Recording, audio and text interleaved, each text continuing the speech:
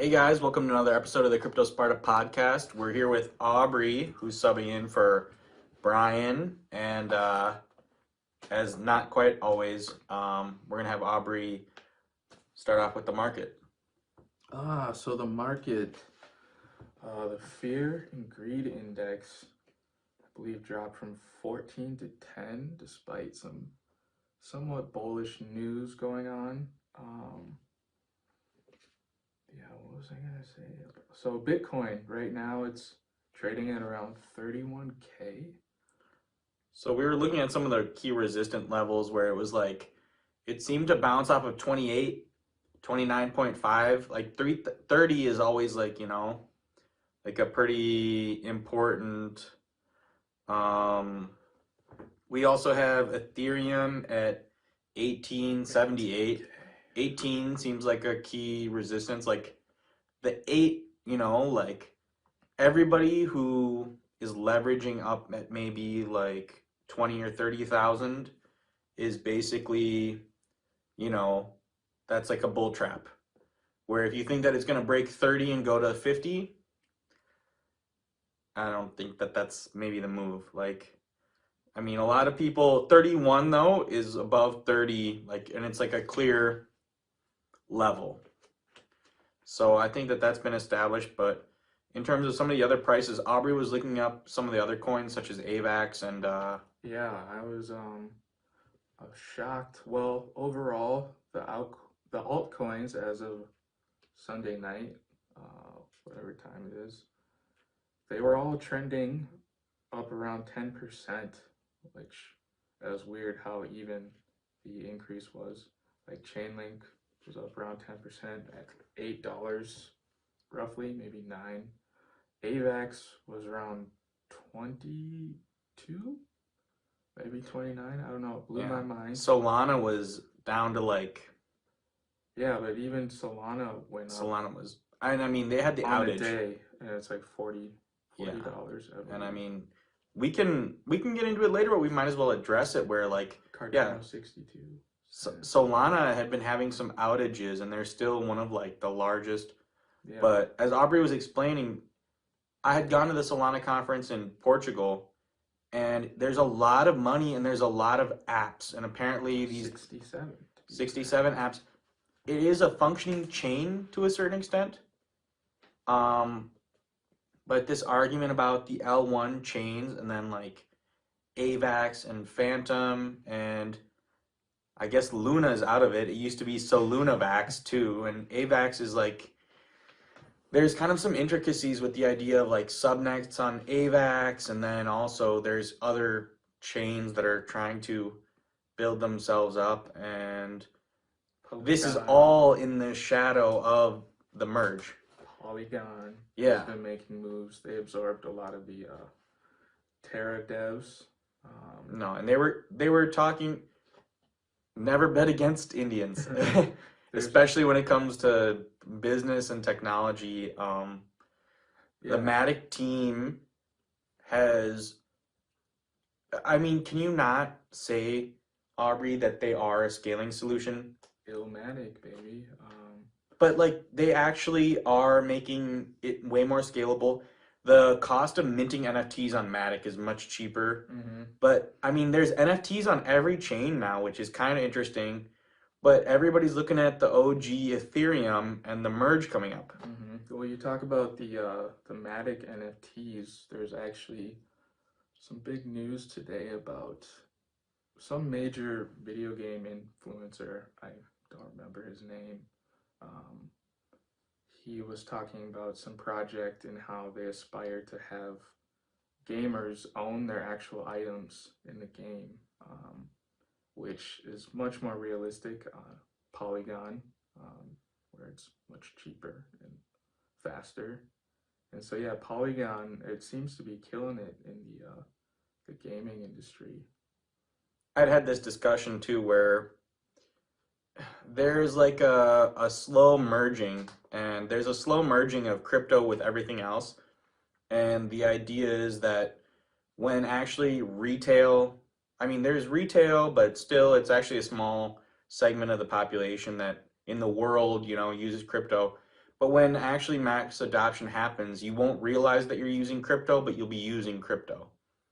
And so with video games, the way that blockchains work is that it's so energy intensive, it's going to make it very difficult to sustainably scale. And like, why would you not just use a centralized gaming company? And I mean, there's all sorts of discussions that I could discuss about decentralization of video games and finance and decentralization of everything.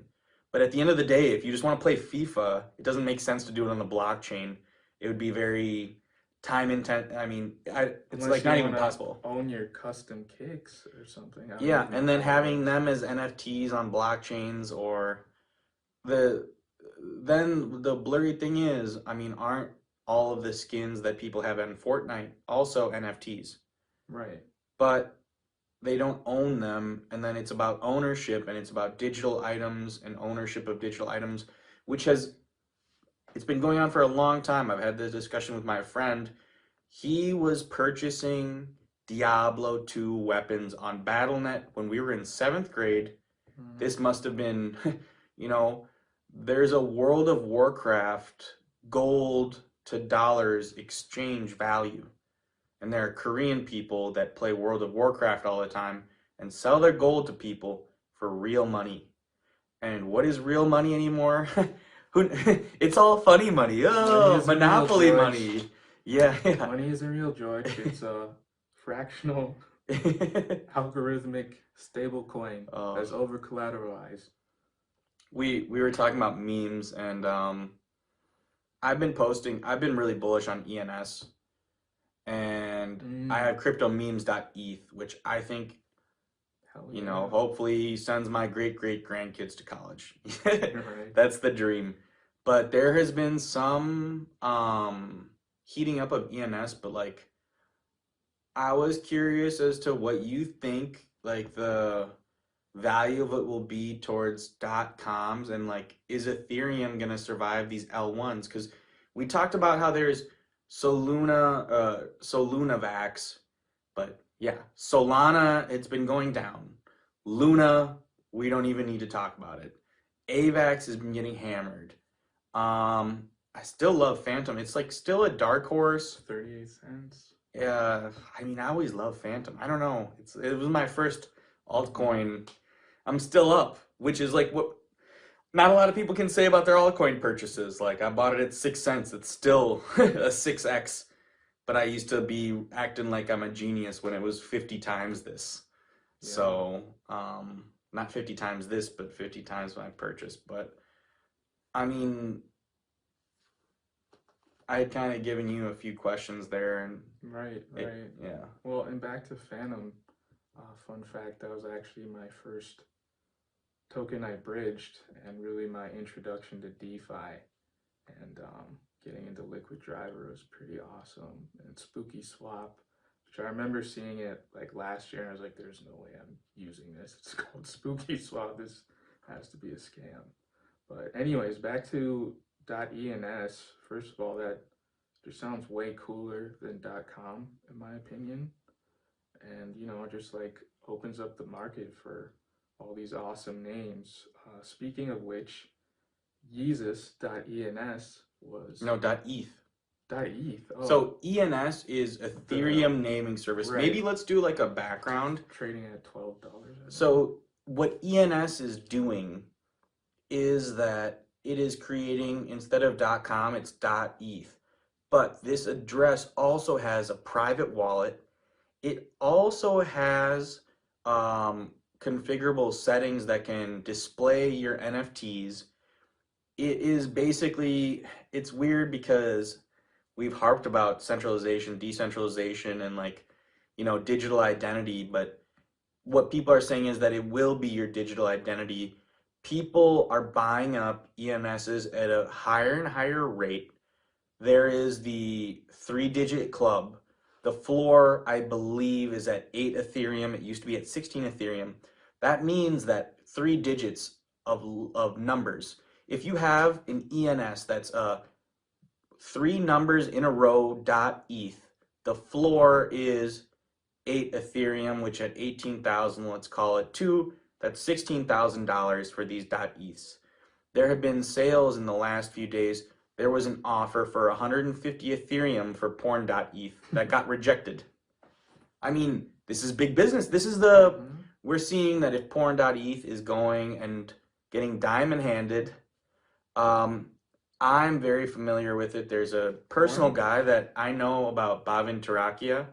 He was a OG.com domain slanger, and he started several other businesses. I saw him at a business event in Mumbai. Look up the Tarakia brothers. How do you spell that? Bhavin, and then Tarakia is Tura. Just ask Siri, man. Well, they're billionaires now, and I thought that they were announcing Zeta. We went there to do. My old boss, mentor, salesperson. We went there to try to drum up some sales leads and pick up some business cards, and they were all on those Scooty things. And then he was doing a startup, but it actually wasn't a startup. He was just trying to outcompete Sodexo. And at the same time, I was trying to sell Sodexo. And Sodexo was super old school, but it's part of several different other companies in India. And then I saw this guy just eat their lunch. And look at Zeta. It's a very successful SaaS company that just kind of did what somebody else was doing, but they did it better with technology. And so there's many such cases in Europe as well of people taking American or foreign country ideas and just starting your own app in your own language and just doing it better than other people. So I had respect for that guy. He and his brother, I believe, were trading hundreds of thousands of domains, and they were also doing hosting. So the people that traded domains with them also sometimes had their domains hosted by them. That's one of the businesses, and then they've gone on to start many, many businesses. I believe they're not twin brothers, but there are two of them. And I saw Bhavin. But with .eth, the value is that a .com does not have a private Ethereum wallet attached to it that can display your NFTs. The way that Twitter is now verifying people with their NFTs with the octagons through OpenSea. So now, slowly, the blockchain and Ethereum in particular is getting tied to these larger services. And the .eth names are ways that people can purchase, send coins in a decentralized manner. And so if this is your digital address, rather than say, hey, Aubrey, send me some Ethereum, I'm trying to mint some NFT. Okay. Here is my 24-digit 0x7y9z. If you miss one thing, it's going to cost you in Ethereum transactions. Out into the ether. No, I own DanielProyce.eth. If you would like to donate to CryptoSparta, send Ethereum to DanielProyce.eth. I own that ENS. It doubles as a wallet. We are looking to do web development. We have so many tasks. We have 3 web developers. In other news, eSparta Outsourcing has been hiring. Aubrey works on that with me, and the web development work has been coming in, and we're looking to figure out how to properly do ENS domains and do some Web3 minting sites. However, I mean, we're swamped. The personal team that we have is not able to do that. But back to ENSs, I think crypto memes, that kind of was what got me started as well. But also, I mean, your thoughts on ENSs when I'll actually say this, there's also .sol. Yeah, I was gonna say that. There's Cool .phantom. name. Yeah. Ooh, .ghost, .phantom. Well, all of these blockchains will have these wallets that will also have the functionality of being your personal profile that will display your NFTs. What will happen is that all the L1s will copy all the technology that will be done on each one.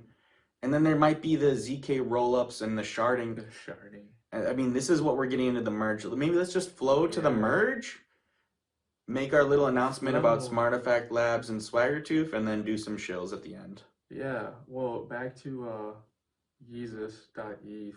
Apparently, Yeezy purchased it for 5 ETH. He also has been filing trademarks for is NFTs, which I imagine will be an art series called Jesus Walks in the Metaverse, and it'll be depictions of Pete Davidson being tortured and dying miserably. So look out for that generative series coming soon. You heard it here first. Like fake news. It's real. But gotta manifest it. his NFTs will, I think, hold value because he's going to be innovative with NFTs as an artist.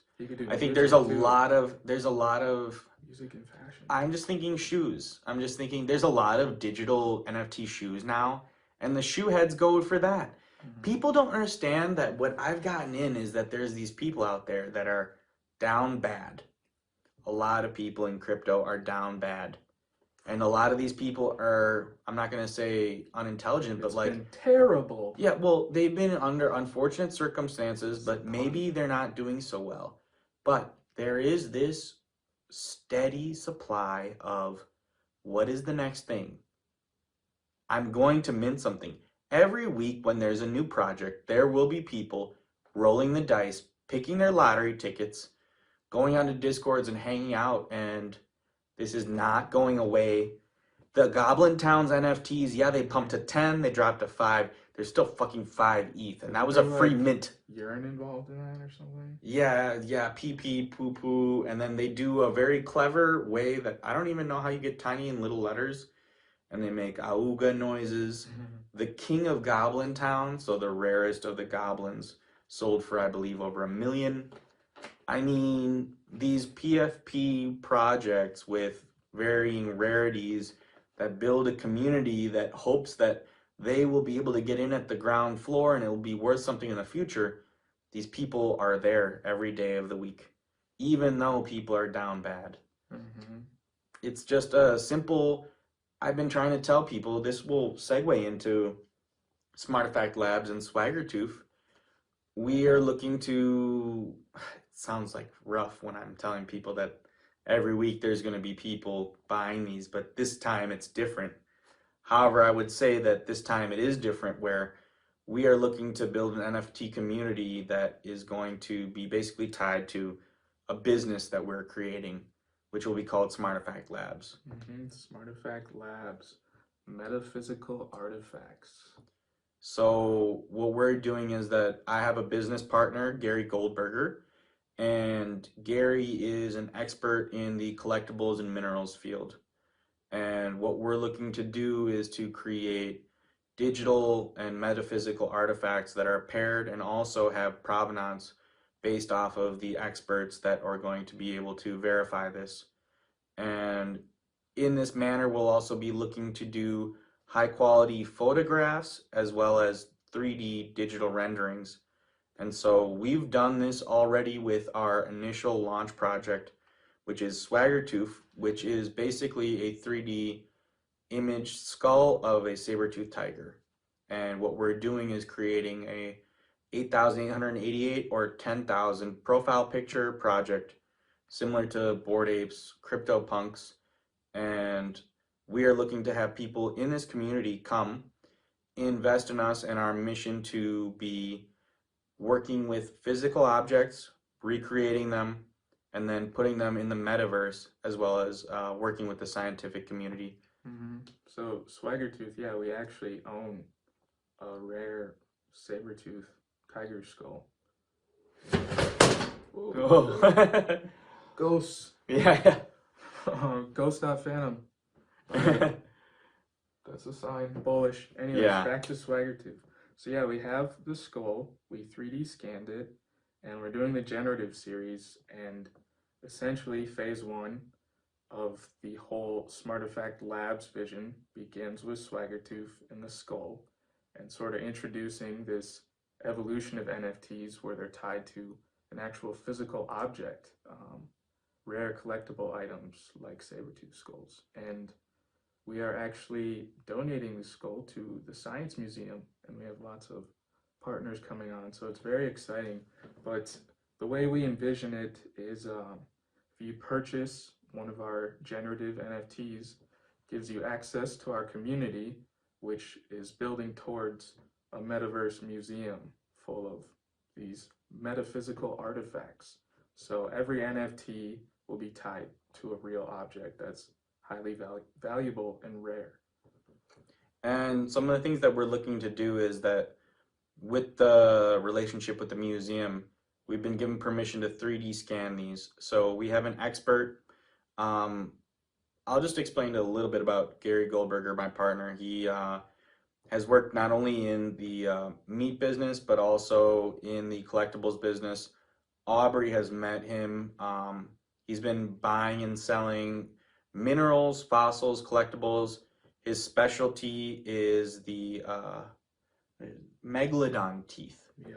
So he has the most prized, he actually has the best megalodon teeth collection, which is a prehistoric shark. And Aztec fertility. Yeah. We actually worked on a website, and we have another friend, Ben Goldberger, who's advising on the project. He had done some 3D scans and some reproductions of the megalodon teeth. And so he's also advising on this. He's a Google engineer who's traveling, I believe, in Israel or Barcelona at the moment. We are looking to do similar things where we'll be reproducing the skull. And Kevin is a 3D photographer that also has a business with Gary. So he is also a business partner. So they have had their services hired by Bonhams as well as Sotheby's. And through our connections, we have not only people that buy and sell things that are sold at auction that are collectibles and minerals and fossils, but we also have people that do the photography, as well as connections like Jordan, who we met the other day, who is a Amazing dude. self-described, mildly autistic, but incredibly smart and knowledgeable, who, he's a genius with rocks. He can explain to you exactly how the minerals and fossils have been formed, and also is an incredible photographer who has been advising us about the way that light makes it difficult for NFTs to be created properly of minerals and fossils. Yeah, he's obsessed with perfection, capturing the beauty. The texture was the key for NFTs. He says that traditional NFTs have failed miserably in capturing the texture of these beautiful objects. And we actually have an interview with him coming out soon, and Gary's in that, and you'll get to see some of our collection, including our dragon skull and various rocks that are just really cool rocks. But we also will have the unboxing at the University of Minnesota. We'll be creating the casting of the skulls.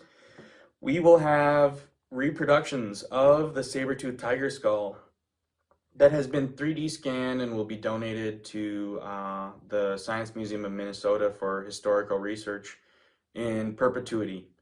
And so we're proud of the work we've done. We've also partnered with the Wildcat Sanctuary of Minnesota, and we are looking to have this basically bootstrap not only the business of Smartifacts Labs, but the larger goal of creating a digital 3D library of physical items that will be either bought, sold, or donated to science. Smartifacts Labs, metaphysical artifacts, own the exhibit. So I think Smartifacts Labs is the larger project, but in the short term, we're working on SwaggerToof. Got tooth? Hey, you better, yeah. On that whitelist. Yeah, we'll have a private whitelist for strategic partners. We also will be releasing a private investor deck, and we'll say that ahead of time to tease it. We are privately financed at the moment for the NFT project. However, the larger project of the metaverse auctions, as well as the sales and display of physical and metaphysical objects, we are looking for partners. We've discussed with some people in the physical collectibles world that are also looking to move to NFTs. we have several agencies that we work for, or that we work with as well, and we have the offshore team in Sparta Outsourcing. I mean, Aubrey, we'll move to the shills, but can the first shill be our own services and the company that we've been working together and building? Yeah, for sure. East Sparta, we actually just had one of our top talents poached. Um, we're sad to see her go. Congratulations, Manya. We're very happy for Manya. Watching. So yeah, I mean, it's a great jumping off point for young professionals trying to, break into this Web3 space. I would say that our company has grown and we now have some very good clients, and I think that the people that work for us in the way that we've grown is represented by Manya, where it's like really, I think she had put her blood, sweat, and tears in the CryptoSparta brand. And if you're looking for a team or an agency that will be able to help you do social media for crypto, that's kind of the niche that we filled in, because CryptoSparta is a small piece of it's like our media operation. It's the front-facing thing that we do. However, Aubrey and I have been hiring more and more people for eSparta, or I like Esparta, but Esparta. Yeah, for legal reasons, we cannot be. We're not using Sparta Outsourcing as a name anymore. And for, I think, the outsourcing company, the web development will be moving into the management of this NFT project, SwaggerToof. We'll be building a community, and we'll be looking at doing events in perhaps ETH Denver or NFT NYC or NFT Miami. What we want to do is the 3-phase approach that we'll also be releasing as part of our content calendar. Everything can be found in the Discord. We have a very strong. Careful on Discord. Yeah. Don't pull a metaverse others. Don't click the links. Like, guys, please don't click the links. Don't click the links. But I think we had discussed that. Let's just switch over to the shills, and then let's wrap it up. Before we move on, we should list some of the clientele of eSparta that we've been working with. Yeah, we've been very happy to work with Delta Exchange, FXDX, and I think that EasyFi. Yeah, there are other discussions coming forward, and I think that the client list will speak for itself when we have some case studies that we'll be releasing, and we've got some internal metrics. We might be doing a case study as well just on CryptoSparta, and so you can look at the growth across omni-channel on our YouTube. Views are up, though they're small, but across Instagram, Twitter, and different areas, you can count on our outsourcing company if you really want to discuss improving your social media brand. Nice. So yeah, I mean, did we want to get into the Eth Merge or like? No, let's just hit the shills. I mean, we could touch on those real quick. Well, so the Eth Merge, the Ropstein. It's the test network where it's like where if you're to play in a video game, you know how they do a beta where they do testing on a separate network where for only a few people. So the merge is going to start being tested. Well, they said probably June 8th in typical ETH 2.0 fashion, which could either be like next year obscurity, or maybe it's strategic because on June 7th is when that crypto legislation gets introduced by Cynthia Loomis, Republican out of Wyoming, and a bunch of Bitcoin maxis. There's a lot of pressure coming at the midterms that they're merging crypto with finance. Yeah. No, and the discussions are that it needs to happen in America. And I think that the ruling party at the moment, the Democrats, are a bit nervous that the Republicans are trying to. There's a lot of leveraging going on, and Sam Bankman-Fried is a key player. I believe he donated how many billion last time? Or how many million? 600 million to Biden? Sam Bankman-Fried is taking over the world. And if you don't know who he is, he's going to own Earth. He was hating on Bitcoin, though. Like, he was saying it's horrible as a global transaction network or something. It's true. Think of the Silk Road, though. Like, come on. It's a global network. I mean, technologically, it's Litecoin, which then got forked into Dogecoin, like, is more energy efficient. So we can just cap Dogecoin and use that instead and waste way less energy. Like Bitcoin does. And I mean, this is the proof of work versus proof of stake discussion, I've heard good things about the Lightning Network. I've heard good things about the Lightning Network as well. I have. And that was what I was thinking, is that it'll be scaled and there will be some sort of like and anyways, giga computing. All of the processors are now doing crypto mining. So eventually there's an arms race until we get, into equilibrium where we have enough technological power that's going to power feeless transactions, and everything will be tracked on a blockchain that everybody will have access to. I mean, so the government is trying to centralize crypto, our wonderful decentralized world, essentially, which could be good or bad, pros and cons. There's something else I was going to say related to that, but I'm completely blanking. Oh, the merge. So back to the ETH 2.0 merge. So about 10% of total supply of Ethereum is currently staked in ETH 2.0. And I believe 30% of that is staked on Lido. So there's fears that they're centralizing the LSD market, liquid staking derivatives. No, and then what I was telling Aubrey was that Celsius now is only open to accredited investors, and a lot of people pulled their ETH, but there's a lot of it that was staked. And a lot of it is either staked for like a year plus that like Celsius just made the move, or it's in ETH 2.0, which won't unstake until the merge and everything else happens. So what if Celsius is a liquid?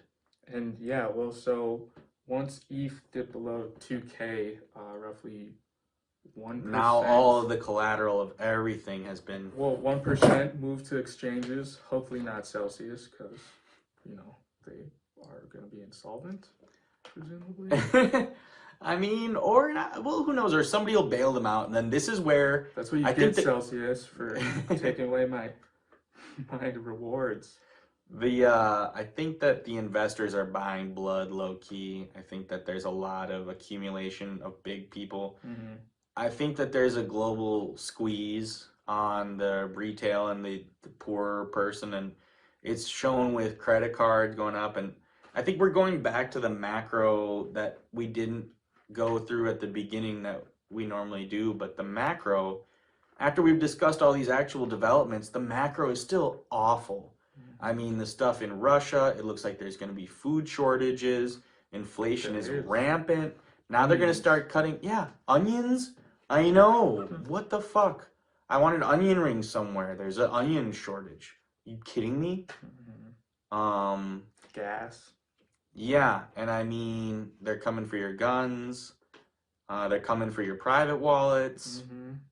Your MetaMask. These are just facts, Trudeau's coming for guns. They already took the Australians' guns. They're probably going to lock down again once winter comes up and there's some COVID spikes. Like, there's some type of meltdown in Australia recently. I just saw. No, and then the egg farms getting hit. 70 billion loss. Crypto. But let's not get too off track or conspiratorial. And I think that we should go to the shills. So that was like a headline, like a news headline. Yeah. I saw it right before. But let's go to shills. Do you have shills? I do.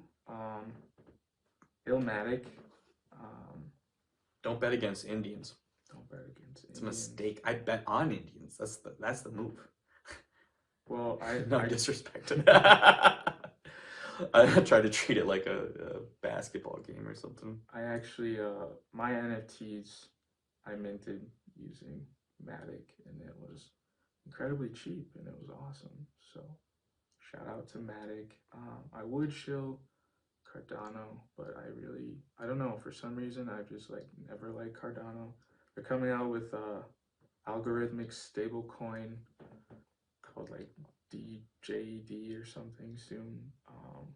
And you know, when I hear algorithmic stable coin, I have, you know, PTSD. Nightmares. Yeah. If you like to get pegged, Aubrey, we can just hint at it because I don't think it really might have set in for a lot of people or people that listen or watch that. I mean, the Luna UST impacted him. Yeah, I mean, I wasn't too upset about it because I know there's like much worse cases. There's a lot of suicides. Yes, that was like the number one trending tweet was a suicide hotline. Anyway, super dark. But yeah, I mean, I still have, you know, my Bitcoin, my ETH, and whatnot, but I was getting heavily into Luna and actually across different chains like AVAX. I was in a lot of AVAX UST pairs. Phantom, I was in it was UST, Luna, and Phantom. Yeah, so that was awesome, you know. And hey, I got some Luna 2 now. I got like 9, which is vested, so I can't even like do anything with it. Really? You can't touch it? And I had a bunch in Anchor. I had a bunch of UST in Anchor, but like, I don't know, I saw something about AUST holders were gonna get something. But anyways, not shilling Luna ever again, never again. Although this did happen to ETH back in the day, and you know, now we have ETH. But I think Luna, run away. But shills, yeah, Matic, Cardano with their stablecoin, and I don't know. I always hear such like wishy-washy things about Cardano and just like my personal. It's a lot of FUD and like actually the really smart person. And I've tried to explain to people that my opinion is from this really smart dude who had tried to learn Haskell, which is the programming language behind Cardano. It's supposed to be way more efficient, but it's still being built and it's so fucking complicated and it's probably not going to get mass adoption. But if they actually make it work, it'll be way more efficient. But it's all but. Like, you know, if it's butts and were candy and nuts, we'd have a merry fucking Christmas. Right. Cardano is ass. still the dream in the future of like some super. And the guy that told me this was not some dumb Cardano guy. He was a guy that was on Cardano farming it at 2 cents. And he was like, this either could be the future or not, and he explained it to me very in depth, and I could not understand him. Yeah, and it's the complications with Haskell and the scaling or the creation of the language itself onto the blockchain is very, very. It's like some really NASA shit. So if you think that it's only for dumb people, Cardano is a very, very ambitious mission that people question if it will or will not succeed. But if you want a lottery ticket, if they figure it out, yeah, then Cardano could be it. That's like always, but that's what people say is it's better to have nothing to show than like have something that doesn't work. And that's like Solana. I mean, there's 65 apps on it, and I mean, maybe they're working out the kinks. Maybe they're going to take over in the long term, but seems super centralized to me. I mean, it's not a bad. Yeah, I don't know. I feel like everything's gonna die off once ETH 2.0, except for Matic. And I used to love AVAX. But...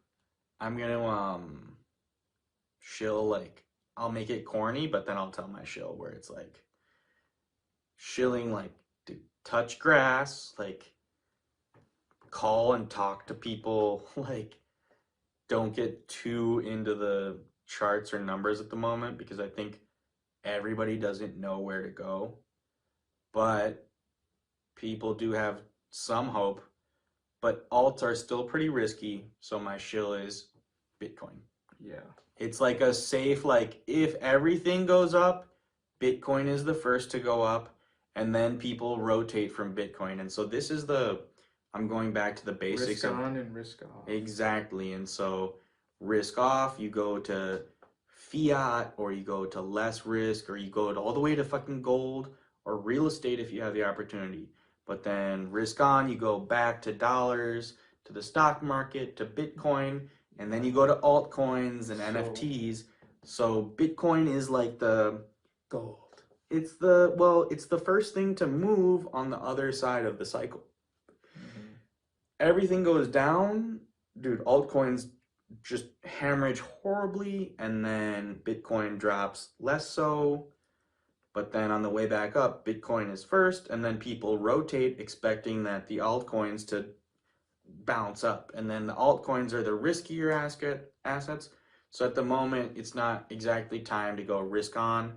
But if you're bullish, I would say Bitcoin. Yeah, risk And off. I mean, inflation, and I think that the way things are around the world overall, Bitcoin is kind of like, it seems like the Lightning Network is scaling and it's getting incorporated more as like a payment method. So I would say that there's a lot of people that when enough people buy Bitcoin, the people have spoken, and we'll just say it because it's a classic. We're so early. Come on, we're so early. Was it We're talking about 4% of the... Yeah, we're talking about really in-depth crypto crap and getting coins on chain and swapping for DeFi. Man, most of the people don't have it, but what Michael Saylor had said was the tipping point will be when a couple things, and this was the news, we'll finally cover all the, Aubrey came with a lot of research and topics. We'll finally cover the last topic where if a couple companies start putting it on their balance sheet like MicroStrategy and Tesla, and so the other news is ARK is bullish too. Apple put some Apple. ETH on its balance sheet. So crypto will go up if these companies start purchasing it as normal assets to hold. And there's been a lot of regulatory red tape, but I think that the red tape is starting to come down. Let's see what happens with the Loomis bill. Let's see what happens with the merge news. But The merge. Aubrey Can did a I, good. Hold on. I would like to provide some non-financial advice during these tough times. As Daniel was saying, there's risk on, risk off. So with your portfolio, you want to shift into store of value, which I would consider Bitcoin and ETH, probably USDC, and Or nice memories to the ice cream shop. Like literally, don't deprive yourself. Yeah, so I've been DCAing Bitcoin and ETH. I've been so tempted just to, grab AVAX and Matic and Phantom at 38 cents. But, I'm just going to stick to my guns. Got my hardware wallet. Got off Coinbase, except for my ETH 2.0. Yeah, be safe. Celsius. Don't get hacked. Enjoy the summer. Enjoy the nice times. I'm also bullish on Esade NBA reunions. I'll be in Barcelona. And so we'll have more announcements coming from Smartifacts Labs and SwaggerToof. But I was just saying it was a good sub in for Brian, and Aubrey might be a guest where we might be changing the format a bit to include more guests and more viewpoints. But also, Brian, enjoy. I think he's having maple syrup in Vermont. Yeah, went through Boston, had some crab. So shout out, Brian. Shill maple on his behalf and chain link. Yeah, maple syrup. Yeah, Vermont. But all right, thanks. That was another episode of the CryptoSparta Podcast. Thanks for listening, Nick and